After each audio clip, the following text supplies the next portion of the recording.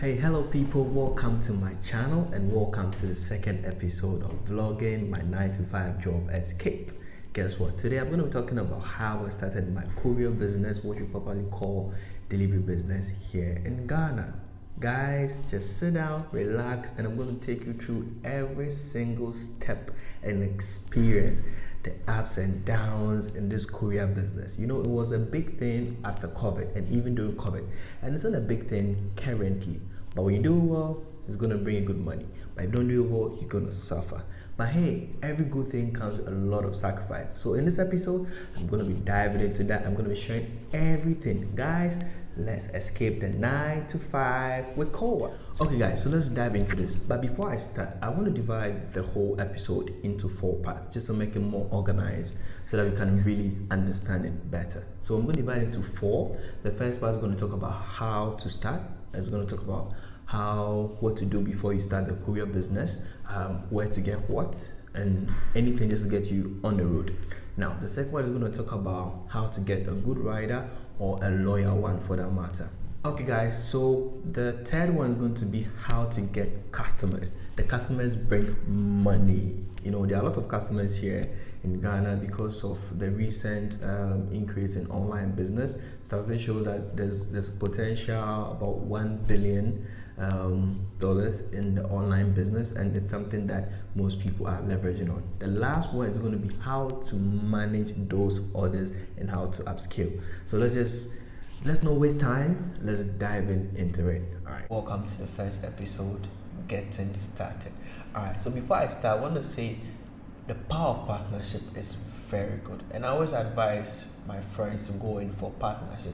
Reason being that every business I've run in my 9 to 5 job, I've done it through partnership. Reason being that you can't always be there to run those businesses, and you need people to run them. And truth be told, they always say 2 heads are better than 1. I know one Ghana city has 6, the big 6, and the dollar has just a queen, but that's not the case here, man. I'm only trying to say that when 2 people bring ideas, it's always better than just 1 person. Yeah. So in starting my courier business, I partnered with a friend. All right, so I did my own research. I consulted people who were already in the business.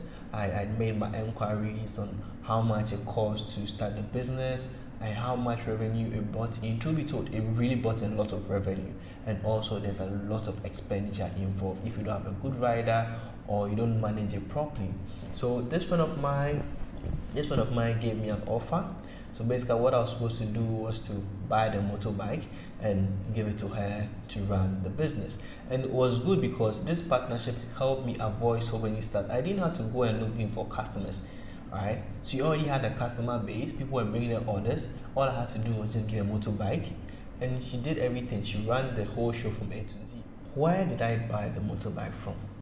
So based on my research, okay, there are a lot of places that came to mind. So we had a lot of vendors came to mind to buy the motorbike from, but the final people we said to with was Somoko. That was the sellers for the boxer bike. All right, is it Somoko? Yeah, I think it's Somoko or something, but they were the people we finally settled down and bought the bike with. So before buying the bike, we asked for a pro forma invoice. So they gave us invoice for the cost of the bike, the cost for the box, which was a carrier. I think most people don't use it lately, they prefer to use the bag type. You know, one thing about the box is that using the box is that it gives the rider that ease to move, because he doesn't need to carry it on him, and it's not extra weight on him. It's idle on the motorbike, and he's also free on his own. Right, so that's one thing I think is good about the box. Yeah. They also give us a price for fixing the box. They also give us a price for tracker installation, and they also give us a price for registration and roadworthy. So the reason why we went for Somoko was the fact that they could do all these things. All we had to do was to pay them, and they do all these things for us. So within 3 days of paying, we had our motorbike, and we were good.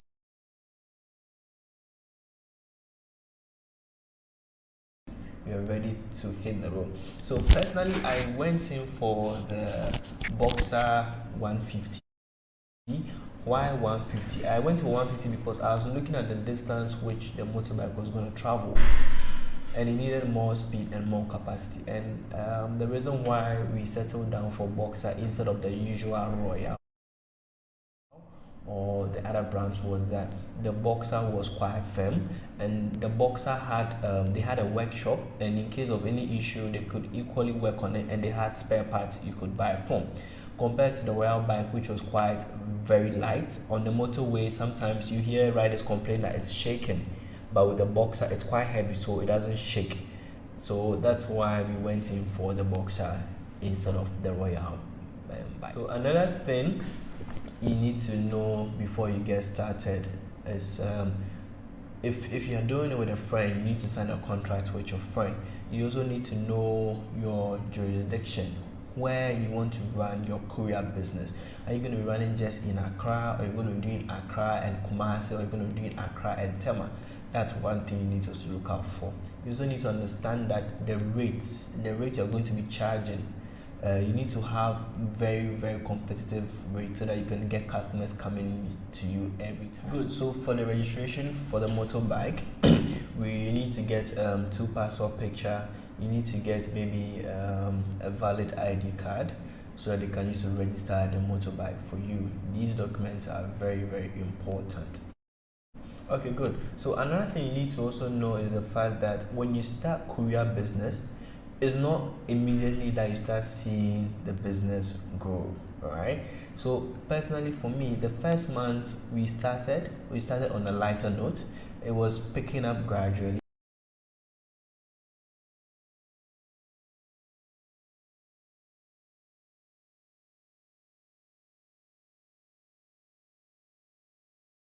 Days whereby you don't even have orders at all. There are days that the orders are so much that you need to push them to the next day. So these are some of the ups and downs in the business, but it's something that you should expect once you run the business. And I'm sure with time you'll be afloat. Don't get disappointed when you don't have orders coming in. And the fact that you don't have orders coming in means that you also need to work on your marketing strategies. You need to do more campaigns just to get customers coming in. And I hope this section has been helpful. If there's any question, leave it in the comment section. I'll definitely answer them. Thank you so much. Like, subscribe, and don't forget to share. It's your boy Koa, and see you on the next episode. Ciao.